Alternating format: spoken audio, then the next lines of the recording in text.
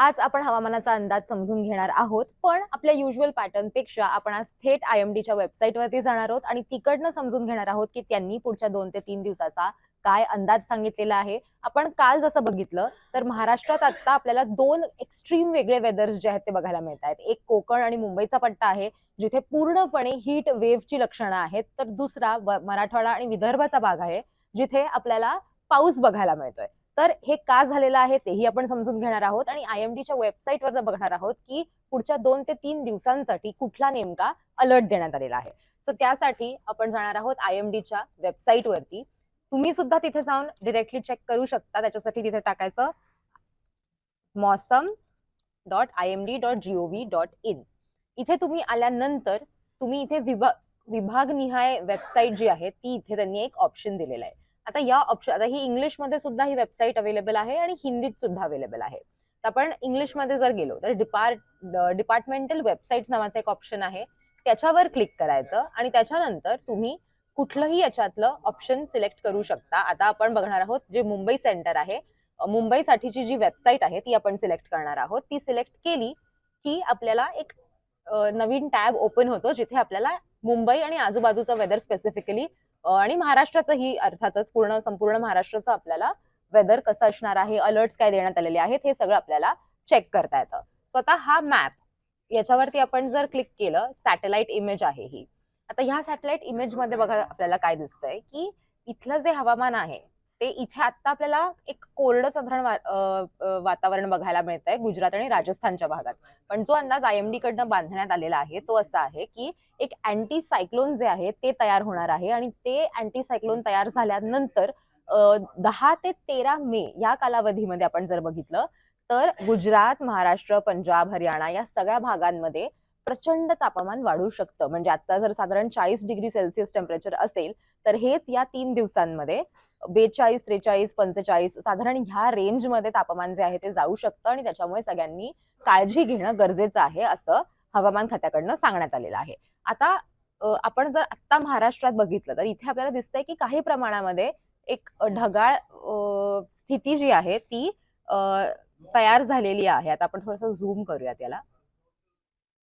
याला जर तुम्ही झूम करून बघितलं तर तुम्हाला इथे दिसेल की इथे काही भागांमध्ये मॉइश्चर इन्कर्जन झालेलं आहे, ढगाळ वातावरण आहे किंवा आपल्याला हे क्लाउड कव्हरेज म्हणतात त्याला. सो हे क्लाउड कव्हरेज जे आहे ते आपल्याला बघायला मिळतं आणि त्याच्यामुळे काय होतंय तर विदर्भ आणि मराठवाडा याच्यात काही ठिकाणी काही जिल्ह्यांमध्ये आपल्याला तुरळक ठिकाणी मध्यम स्वरूपाचा पाऊस सुद्धा बघायला मिळतोय. काही ठिकाणी तर गारा सुद्धा नुकताच काही दिवसांपूर्वी पडून गेलेले आहेत. सो हे सगळं सध्याच्या घडीला आपल्याला बघायला मिळतंय कारण की जे अँटी सायक्लोन तयार होणार आहे या वरच्या भागामध्ये ते अजून तयार झालेलं नाहीये. ते अँटी सायक्लोन एकदा तयार झालं की त्यानंतर आपल्याला हळूहळू बघायला मिळेल की कुठल्याही भागामध्ये महाराष्ट्रामध्ये आपल्याला पाऊस बघायला मिळणार नाही. त्यावेळेला आपल्याला हीट वेव्हची लक्षणं जी आहेत ती बघायला मिळतील. Anti cyclone basically anti cyclone मध्ये काय होतं, ज्यावेळेला अँटी सायक्लोन सारखी परिस्थिती निर्माण होते त्यावेळेला जी हवा असते जिला वर आणि खाली जायला जागा नसते तिला इव्हेंच्युअली खालीच जावं लागतं आणि जे ऍटमॉस्फिअरची जी सरफेस लेवल असते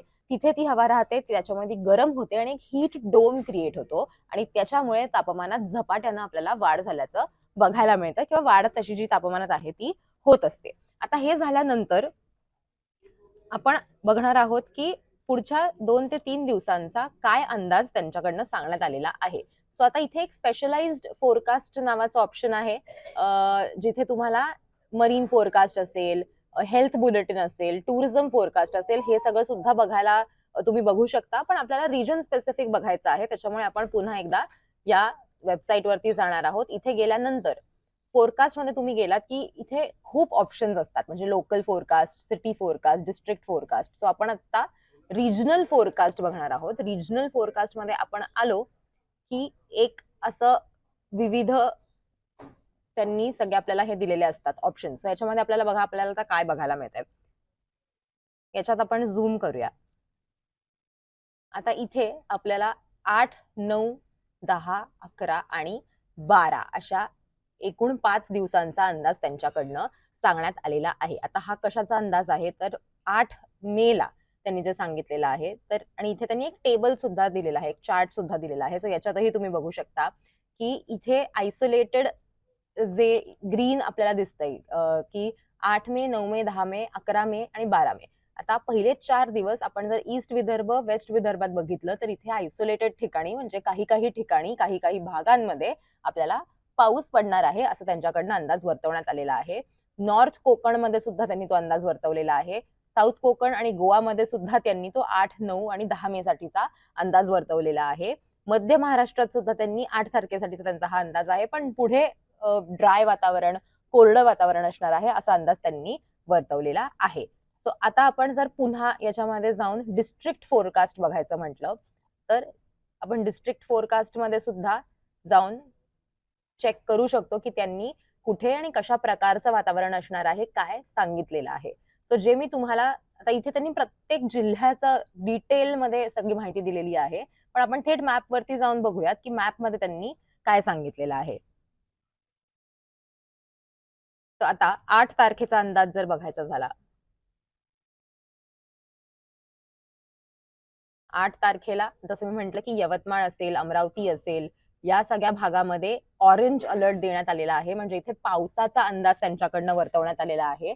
पाऊस इथे पडू शकतो या भागामध्ये असं त्यांच्याकडनं सांगण्यात आलेलं आहे.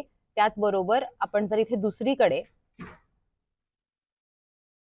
जर आपण कोकण आणि इतर भाग बघायचं म्हटलं तर इथे आपल्याला सगळीकडे त्यांनी हीट वेव्हची साईन जी आहे ती दिलेली आहे. सो याच्यामुळे इथे त्यांनी टेम्परेचरची साईन दिलेली आहे. म्हणजे काय तर इथे तापमान जास्त असणार आहे असं त्यांच्याकडनं सांगण्यात आलेलं आहे. आणि ते हीट वेव्ह साठीचं किंवा तापमान वाढणार आहे याच्यासाठीचा अलर्ट जो आहे तो त्यांनी इथे दिलेला आहे. पण हे खूप स्पेसिफिकली फक्त कोस्टल जो भाग आहे त्या भागातच त्यांनी तापमान वाढेल असं सांगितलेलं आहे. इतर भागात मात्र त्यांनी पाऊस पडण्याची तुरळक पाऊस जो आहे तो पडू शकतो असा अंदाज त्यांच्याकडनं वर्तवण्यात आलेला आहे 8 तारखेसाठी. आता 9 तारखेला आपण जर बघितलं तर 9 तारखेला सुद्धा कोकण म्हणजे पालघर, ठाणे, मुंबई, रायगड असेल, रत्नागिरी असेल, सिंधुदुर्ग असेल या सगळ्या भागामध्ये त्यांनी हीट वेव्हचा किंवा तापमान वाढणार आहे असाच अंदाज जो आहे तो वर्तवलेला आहे 9 तारखेसाठीचा. पण तिथेच त्यांनी यवतमाळ आणि चंद्रपूर इथे मात्र ऑरेंज अलर्ट दिलेला आहे. म्हणजे इथे मध्यम स्वरूपाचा किंवा मुसळधार स्वरूपाचा पाऊस सुद्धा पडू शकतो असा अंदाज त्यांनी वर्तवलेला आहे. पण गडचिरोलीमध्ये मात्र कुठलीही वॉर्निंग नाही आहे. त्याच्यामुळे गडचिरोलीमध्ये आता जे तापमान आहे तसंच तापमान साधारण पुढचे 2 ते 3 दिवस असणार आहे. आता आपण जर रविवारचा अंदाज बघायचा म्हटलं म्हणजे 10 तारखेचा अंदाज जर बघायचं म्हटलं तर 10 तारखेला सुद्धा त्यांनी हीट वेव्हचा इशारा दिलेला आहे.